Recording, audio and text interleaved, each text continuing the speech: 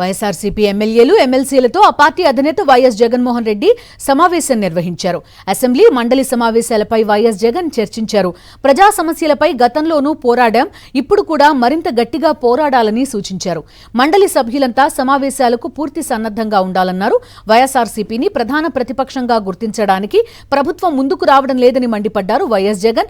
ప్రధాన ప్రతిపక్షంగా గుర్తిస్తే సభలో మాట్లాడేందుకు తగిన సమయం ఇవ్వాల్సి వస్తుందని అన్నారు.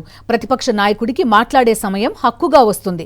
ఆ హక్కు ఇవ్వడం చంద్రబాబుకు ఇష్టం లేకనే ప్రధాన ప్రతిపక్ష హోదా ఇవ్వడం లేదని ఫైర్ అయ్యారు వైఎస్ జగన్.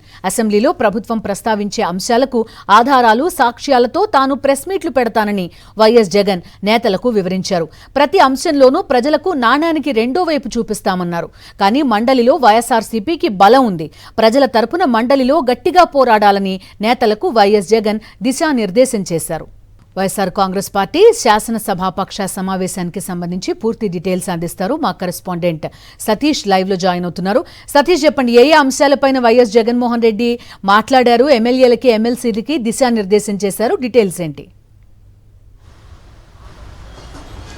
బిందు, వైఎస్ఆర్ కాంగ్రెస్ పార్టీ శాసనసభ పక్ష సమావేశం వైఎస్ జగన్మోహన్ రెడ్డి అధ్యక్షతన జరిగింది. కొద్దిసేపటి కిందట ఈ సమావేశం ముగిసింది. ఇందులో ప్రధానంగా రాబోయేటువంటి శాసనసభ సమావేశాల్లో శాసనసభలో ప్రధాన ప్రతిపక్షంగా వైఎస్ఆర్ కాంగ్రెస్ పార్టీని గుర్తించకుండా చంద్రబాబు ప్రభుత్వాన్ని ప్రశ్నించేటువంటి అవకాశం లేకుండా ఉద్దేశపూర్వకంగానే చేస్తున్నారు. కాబట్టి శాసనసభలో మనం ఏం చేయలేం. కానీ శాసన మండలిలో బలం ఉంది కాబట్టి ఖచ్చితంగా ప్రజల గొంతుక, ప్రజల సమస్యలన్నింటినీ కూడా ప్రతిపక్షంగా శాసన మండలిలో బలంగా వినిపించాలని వైఎస్ జగన్మోహన్ రెడ్డి శాసన మండలి సభ్యులందరికీ కూడా ఆదేశించారు. ప్రధానంగా డిఎస్సికి సంబంధించినటువంటి స్కామ్ పైన జరిగినటువంటి ఆ ఆరోపణలు, అక్రమాలు ఏవైతే ఉన్నాయో వాటన్నిటిని ఆధారాలతో సహా ఇప్పటికే నేను ఇక్కడ వివరించాను. సో శాసన మండలిలో కూడా వీటిపైన బలంగా వినిపించాలని వైఎస్ జగన్మోహన్ రెడ్డి ఆదేశించారు. అందులో డిఎస్సిలో జరిగినటువంటి అక్రమాలు, పేపర్ లీకేజు, అదేవిధంగా స్పోర్ట్స్ కోటా జీవోలో చేసినటువంటి అక్రమాలు, వీటన్నిటికి సంబంధించి అక్కడ శాసన మండలిలో ప్రశ్నించాలని చెప్పారు. అదేవిధంగా దాంతోపాటుగా రాష్ట్రంలో రైతులు తీవ్రమైనటువంటి సమస్యలు ఎదుర్కొంటూ ఉన్నారు.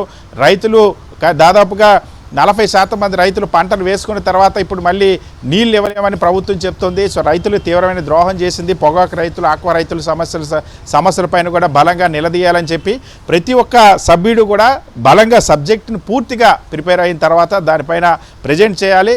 చాలా స్పష్టంగా ఆధారాలు అన్నింటినీ కూడా వివరిస్తూ మాట్లాడాలన్న అంశాన్ని వైఎస్ జగన్మోహన్ రెడ్డి సూచించారు. అదేవిధంగా మరొక వైపు రాష్ట్రంలో వైఎస్ఆర్ కాంగ్రెస్ పార్టీకి సంబంధించినటువంటి బీసీ నాయకులపైన పెడుతున్నటువంటి కేసులు కానీ, వాళ్ళని ఏ విధంగా ఉద్దేశపూర్వకంగా ముస్తఫా కానీ, విరూపాక్షి కానీ, సీదిరప్పల ఇలా నాయకులపైన కేసులు పెడతా ఉన్నారు.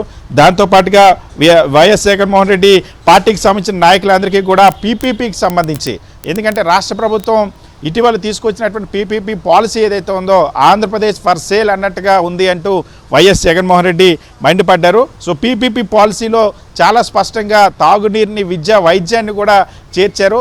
అంతేకాకుండా తెలుగుదేశం పార్టీకి సంబంధించిన వాళ్ళకి వైబిలిటీ గ్యాప్ ఫండింగ్ పేరుతో డబ్బులు ఇవ్వడానికి, నిధులు ఇవ్వడానికి, వడ్డీ లేక రుణాలు ఇవ్వడానికి ఇదొక పెద్ద స్కామ్గా మారబోతుంది అన్నటువంటి అంశాలని ప్రజల్లోకి తీసుకెళ్లాలని వైఎస్ఆర్ కాంగ్రెస్ పార్టీ అధ్యక్షుడు వైఎస్ జగన్మోహన్ రెడ్డి ఆదేశించారు. సో ఇక అన్ని ప్రైవేటుకారని ప్రైవేటుకి ఇస్తే మరి ప్రభుత్వం ఉన్నది ఎందుకంటూ వైఎస్ జగన్మోహన్ రెడ్డి ప్రశ్నించారు. ఈ అంశాలపైన బలంగా శాసన మండలిలో మాట్లాడాలని కూడా ఆదేశించారు. దిశకు సంబంధించినటువంటి ఏదైతే డిఎస్సి, రైతుల సమస్యలు, పీపీపీ అంశాలు, దిశ చట్టం రద్దు, బీసీ నాయకులపైన అక్రమ కేసులు, ఈ అంశాలన్నిటిపైన ఈసారి సమావేశాల్లో బలంగా నిలదీయాలని ఆదేశించారు. అదేవిధంగా శాసన మండలిలో డిప్యూటీ చైర్మన్ ఎన్నికలు త్వరలో రాబోతున్నాయి కాబట్టి శాసన మండలిలో మెజారిటీ సభ్యులు వైఎస్ఆర్ కాంగ్రెస్ పార్టీకి ఉన్నారు కాబట్టి ఎమ్మెల్సీ తూమాటి మాధవరావును వైఎస్ఆర్ కాంగ్రెస్ పార్టీ తరఫున శాసన మండలి డిప్యూటీ చైర్మన్గా ప్రతిపాదిస్తున్నట్టు కూడా వైఎస్ జగన్మోహన్ రెడ్డి సమావేశంలో ప్రకటించారు.